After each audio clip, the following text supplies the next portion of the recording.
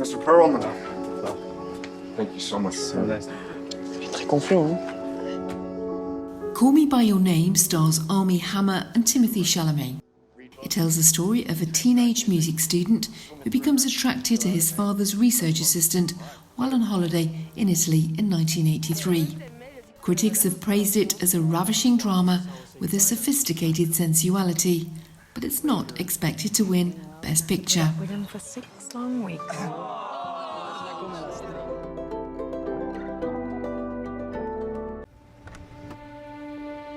Let them see your true qualities. My poor judgment. Your sense of humour. Ho, ho, ho.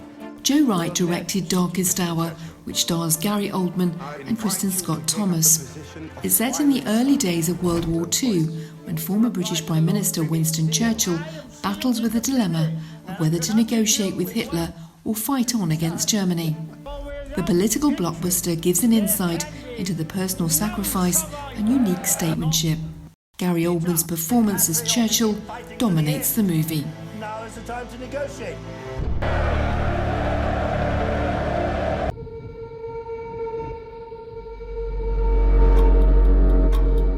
Dunkirk has a star-studded cast: Sir Kenneth Branagh, Tom Hardy and Sir Mark Rylance. Christopher Nolan directed the epic recreation of the Dunkirk evacuation in 1940 that unfolds simultaneously on land, at sea and in the air. It also features a movie debut for singer Harry Styles. Critics say the heroically British film is Nolan at the peak of his powers. But it's considered an outsider as it opened months before awards season. You got your toothbrush? Sure. Do you have your deodorant? Jordan Peele directs Get Out. It stars Daniel Kaluuya and Bradley Whitford. The story follows a young African-American who's invited to spend the weekend with his white girlfriend's parents. The warm welcome he receives hides a darker purpose. But the Oscars don't usually reward genre films, no matter how topical and accomplished. I want to go where culture is, like How New in the world York, did I raise such a or at least snob? Connecticut or New Hampshire, where writers live in the woods. Timothée Chalamet also appears in Lady Bird alongside Saoirse Ronan. Greta Gerwig directs the movie about a teenager's coming of age.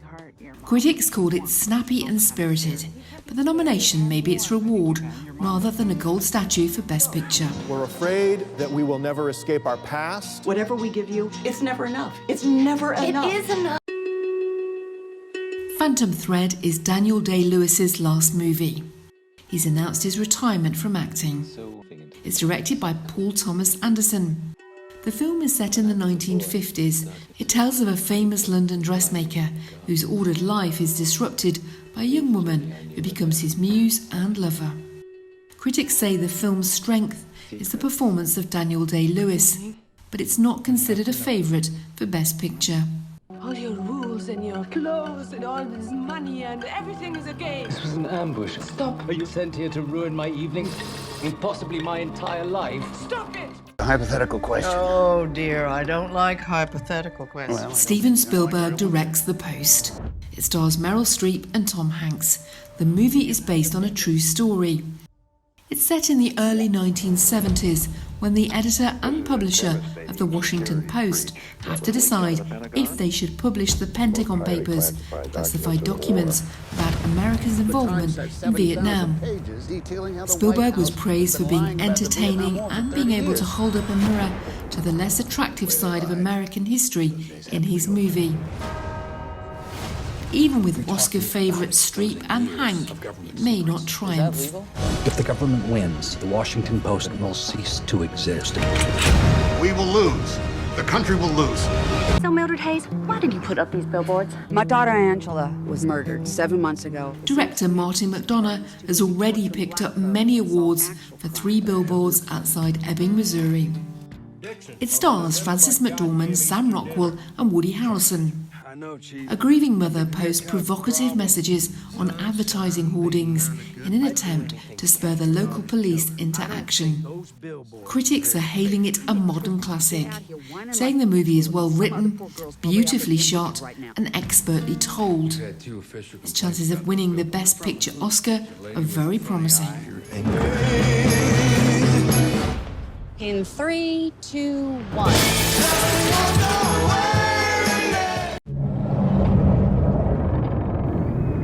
If I told you about her, the princess without voice. The Shape of Water is considered to be the movie to beat. With 13 nominations, it leads the field. Guillermo del Toro directs Sally Hawkins and Octavia Spencer. It's set in the 1960s. A janitor at her secret research facility becomes romantically involved with an amphibian creature that's being held captive. Critics have raved about it, saying it was magical, thrilling and romantic to the core. A sensual and fantastical fairy tale with moral overtones. If it picks up the Best Picture Oscar, the fairy tale will be complete. Deborah Hadfield, Arise News.